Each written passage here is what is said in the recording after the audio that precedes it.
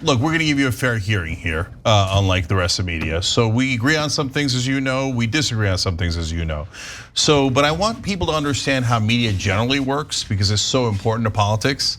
So, for example, a lot of people have been talking about, the worm that was the parasite in your brain, etc. But that wasn't a recent thing, was it, Bobby? That was from a while back. And so tell me about how a story like that comes up at a moment like this. That was something that happened to me almost 15 years ago. And it was the subject of a question that they asked me during a deposition about my divorce. The New York Times went back and dug up, in their explorations of my past life, they dug up that deposition and then they did a story on it. So, but a lot of people thought that I had actually made an announcement that I have a worm in my brain. Yeah. So I learned from the publicity that that was attended to that, to all of the Sturm and Drang around that 1 billion people have this same parasite, and it's very common. My doctors originally thought that I got it from eating undercooked meat in India, but you can also get it. I learned this, recently. You also can get it from hog production farms. And as you know, I spent a lot of years litigating against those. I spent a lot of time in and out of these big factory farms, and apparently it's a pretty common parasite among farmers who are running those operations. So I guess I could have gotten it there too. Yeah, so the reason I bring that up is because what we try to do is we look at it and go, okay, but why is it coming up now, right? And would it come up against any normal candidate that's a Democrat or Republican, or is this a thing that they do to outsiders where they go and dig and dig and dig and try to find something? And the second part of it is, I looked it up as well. It turns out it's not 1 billion. It's 1.7 billion people that have that parasite. And so now that's the context that you never hear, right? So right-wing media was pretty good to you when you first started because you were in the Democratic primary, let's keep it real, and they were trying to hurt Biden with it. Now right-wing media hates you too, and all of a sudden they're finding things and they're throwing stuff at you. Mainstream media hasn't been exactly kind to you. So who do you think is worse in your experience, mainstream media or right-wing media? Well, do you mean worse? Worse to you? I think the mainstream media, the kind of liberal, and the networks, CNN, MSNBC, ABC, NBC, CBS, the Washington Post, the New York Times, and then all the kind of liberal news sites are, but number one, they won't let me on to do live interviews, with one exception, which was Aaron Burnett, which was recent. But none of them have let me on for many, many years to do live interviews, and to this day, they won't let me on. So, we're hoping to crack that, and I think that's one of the reasons I do very poorly among baby boomers. So I beat President Trump and President Biden among Americans under 35. In the battleground states, I'm beating them Americans under 45.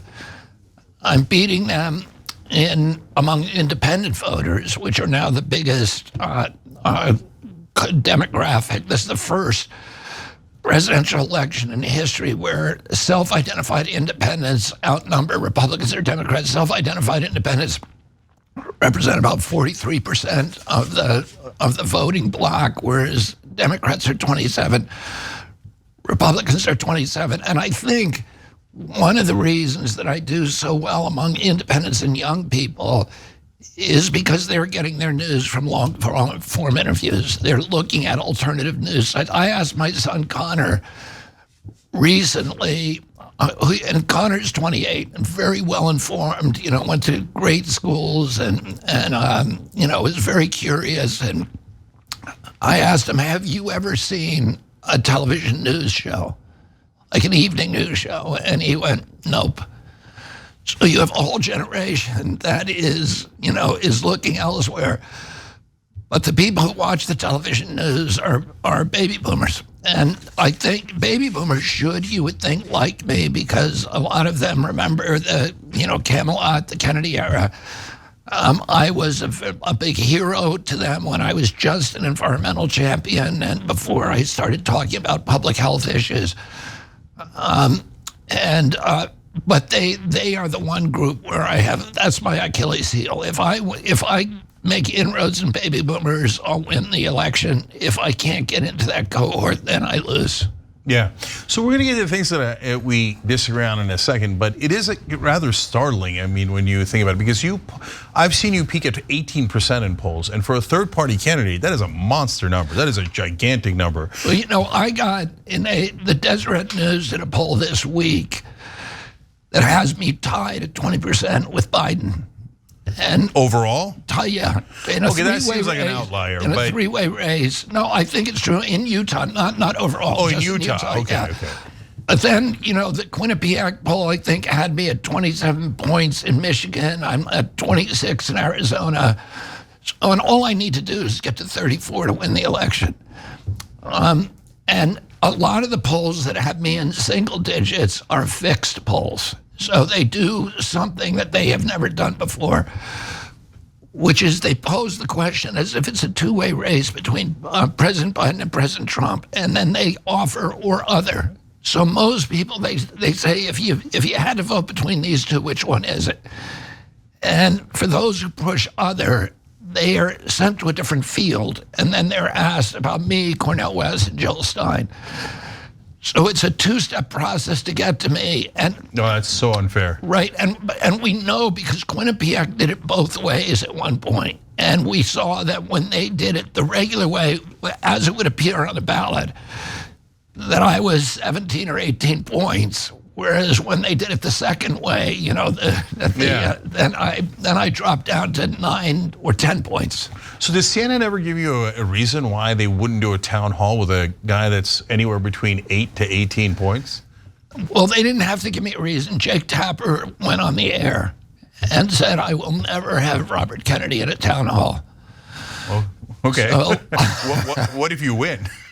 I don't know. And then is he going to have a town hall? But you know, actually, it's interesting because this week, Anderson Cooper, who, you know, and I've been very critical of Anderson Cooper during the pandemic and during the lockdowns, and I know that he and I knew each other over time, kind of acquaintances, and had a decent relationship. But he's been very, very antagonistic toward me.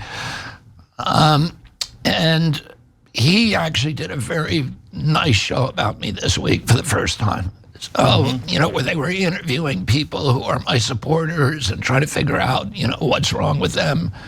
Do they have a worm in their brain? What's wrong with them? Okay, see, look, I don't mind people not liking you, and I don't mind people voting against you, as long as they know what they're actually voting for. And I think that the rest of the media does a great disservice when they don't actually hear you out. Thanks for watching the Young Turks, really appreciate it. Another way to show support is through YouTube memberships.